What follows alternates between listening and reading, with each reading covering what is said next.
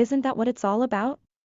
The line in the water began making subtle jerking motions before Corey whipped it tight in an upward motion, as he attempted to set his hook. No luck. It was just a nibble and he had let excitement get the best of him. As he reeled his line in, he only felt mild disappointment. It was early in the evening after all, and he was no professional fisherman. It wasn't the first or last time he would let a fish get away. All he could do is try to wait until the perfect time next time he felt a curious fish taking jabs at his power bait. By the time the hook and sinker reached Corey, the bait had either fallen off on the journey or made a delicious dinner for a lucky rainbow trout. With any luck, it would be the trout that was for dinner by the end of the night, but first the hook would need rebaiting.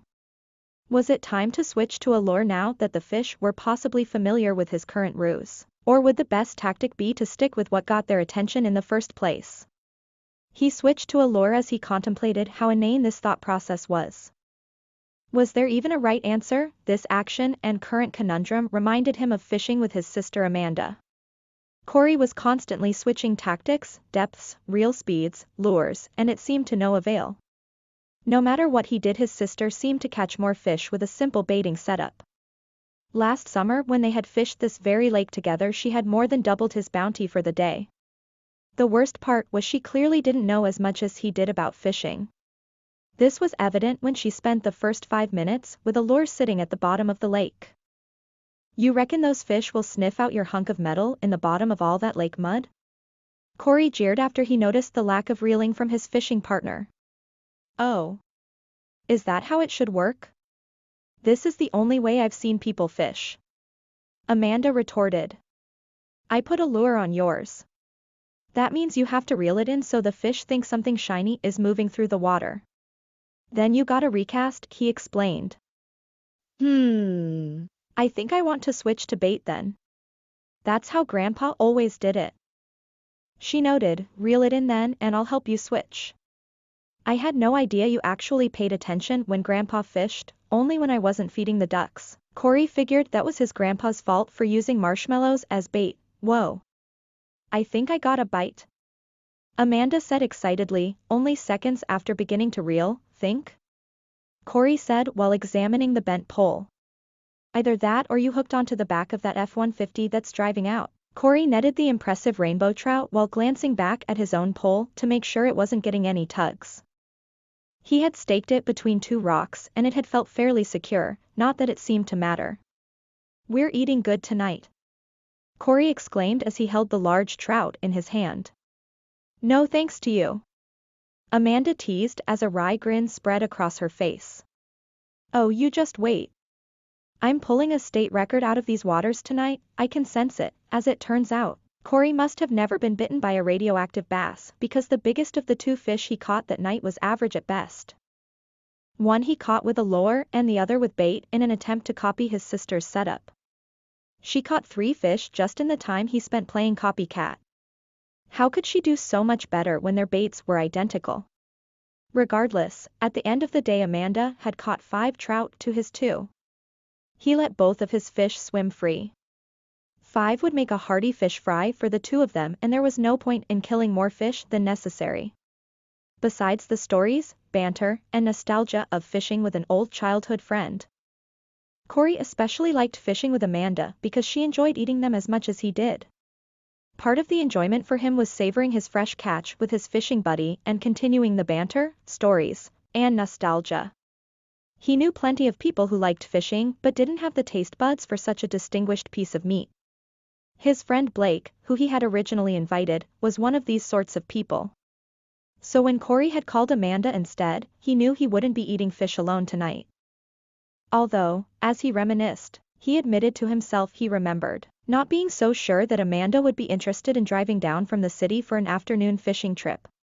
She enjoyed being active in her free time and was usually up for whatever adventure Corey may suggest, but it went without saying that she was no avid fisherwoman. In fact, it didn't quite seem to matter if Corey had called to go skydiving, fishing, or play checkers in the park. She seemed to just be happy enjoying his company and being out in nature. After all, isn't that what it's all about? Corey thought as he finally wet his line once again. being with family and friends, enjoying nature. Đó không phải là tất cả những gì của nó. Dòng nước bắt đầu tạo ra những chuyển động giật mạnh trước khi Cory quất mạnh nó theo chuyển động hướng lên khi anh ta cố gắng bóc câu của mình. Không may mắn, nó chỉ là một miếng gặm nhấm và anh ấy đã để sự phấn khích đến với anh ấy. Khi cuộn dòng của mình, anh chỉ cảm thấy thất vọng nhẹ. Dù sao thì cũng đã sớm chập tối và anh ta không phải là ngư dân chuyên nghiệp. Đây không phải là lần đầu tiên hay lần cuối cùng anh ta thả một con cá đi. Tất cả những gì anh ta có thể làm là cố gắng chờ đợi cho đến thời điểm hoàn hảo lần sau khi anh ta cảm thấy một con cá tò mò đang lao vào miếng mồi quyền lực của mình. Vào thời điểm chiếc bóc câu và máy đánh chìm đến được Cory, mồi đã rơi ra trên hành trình hoặc làm bữa tối ngon lành cho một con cá hồi vân may mắn. Với bất kỳ sự may mắn nào, nó sẽ là con cá hồi được ăn tối vào cuối đêm nhưng trước tiên lưỡi câu sẽ cần mồi lại. Đã đến lúc chuyển sang chiêu dụ khi cá có thể đã quen với mưu mẹo hiện tại của mình hay chiến thuật tốt nhất là gắn bó với những gì thu hút sự chú ý của chúng ngay từ đầu. Anh ta chuyển sang chiêu dụ khi anh ta suy nghĩ xem quá trình suy nghĩ này diễn ra như thế nào. Thậm chí đã có một câu trả lời đúng. Hành động và câu hỏi hóc búa hiện tại khiến anh nhớ đến việc câu cá với chị gái Amanda. Cory liên tục chuyển đổi chiến thuật, độ sâu, tốc độ cuộn, chiêu dụ và dường như vô ích. Không cần biết anh ta làm gì, em gái anh ta dường như bắt được nhiều cá hơn với một thiết lập mồi đơn giản. Mùa hè năm ngoái khi họ cùng nhau câu cá tại chính cái hồ này, cô ấy đã tăng gấp đôi số tiền thưởng của anh ấy trong ngày. Điều tồi tệ nhất là cô ấy rõ ràng không biết nhiều như anh ta về câu cá. Điều này được thể hiện rõ khi cô ấy dành 5 phút đầu tiên với một con mồi đang ngồi dưới đáy hồ. Bạn có nghĩ rằng những con cá đó sẽ đánh hơi thấy khối kim loại của bạn dưới đáy của tất cả bùn hồ đó không? Cory chế nhạo sau khi anh nhận thấy sự thiếu quay cuồng của người bạn câu cá của mình. Ồ, đó có phải là cách nó nên hoạt động? Đây là cách duy nhất tôi thấy mọi người câu cá. Amanda vặn lại. Tôi đã thu hút bạn. Điều đó có nghĩa là bạn phải cuộn nó lại để cá nghĩ rằng có thứ gì đó sáng bóng đang di chuyển trong nước. Sau đó, bạn phải đúc lại, anh ấy đã giải thích. Tôi nghĩ tôi muốn chuyển sang mồi khi đó. Đó là cách mà ông nội luôn làm, cô ấy lưu ý. Hãy cuộn nó lại và tôi sẽ giúp bạn chuyển đổi. Tôi không biết bạn thực sự chú ý khi ông nội câu cá chỉ khi tôi không cho vịt ăn. Cory cho rằng đó là lỗi của ông mình khi sử dụng kẹo dẻo làm mồi nhử.